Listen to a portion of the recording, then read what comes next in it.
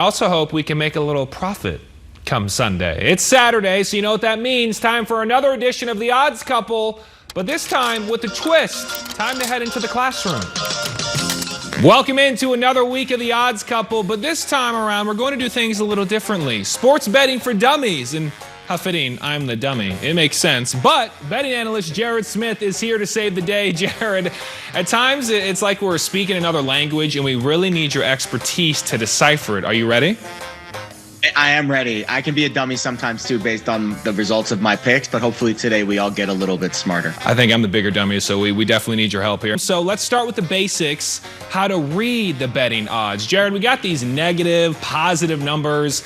It can be very confusing at first glance. What the heck does it all mean? When you're looking at a point spread, and let's use a football game for example, and let's just use 3 because that's the most common landed on total, right? -2.5. Well, what that means is at the end of the game, you subtract 2.5 points from the team's score that you bet on. And if that team's score is still ahead, then you would be victorious. So I had to do some math in my head, but I'm following along, and hopefully everyone at home is as well. So time for some lingo, the money line.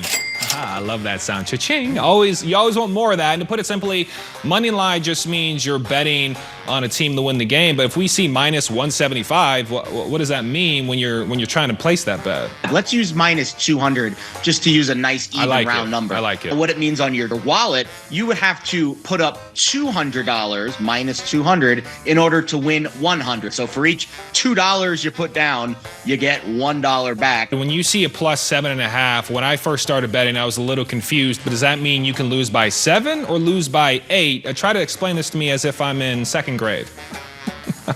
And so the Cardinals are great examples last weekend. They were a +7, right? They lost by 5. We would add 7 points to Arizona's score, and bing, bang, boom, that new final score would be Arizona 23 and Washington 21, right? And your Arizona +7 bet would be graded a win. You explain it so well. I try to explain it to my friends. It is just a mess. So we got one more to cover. The over-under, this one can really make you sweat. Essentially, betting the total points on the game and whether you want to take the over or the under, right? Team A, you take Team B, you combine those totals together at the end of the game, and you're betting on whether or not it's going to be over or under the number on your screen. So let's put your knowledge to the test with the Cardinals Week 2 matchup. As it stands now, the Cardinals are plus money. The spread sitting at 4.5, so that means, Jared, the Giants would have to win by 5 points to win the bet. Exactly, and the over-under sitting at 39.5. So, Jared,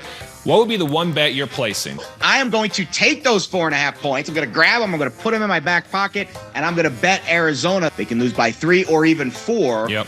And that bet on Arizona +4.5 would still be graded a win. See, it all makes sense now. Jared, you are one heck of a teacher, making all of us smarter and richer, hopefully. I'm actually going to take the opposite. You're the analyst. People should probably side with Jared. I'm saying that first, but I'm actually thinking the Giants are going to win by 5 or more against the Cardinals. We will see what happens Sunday.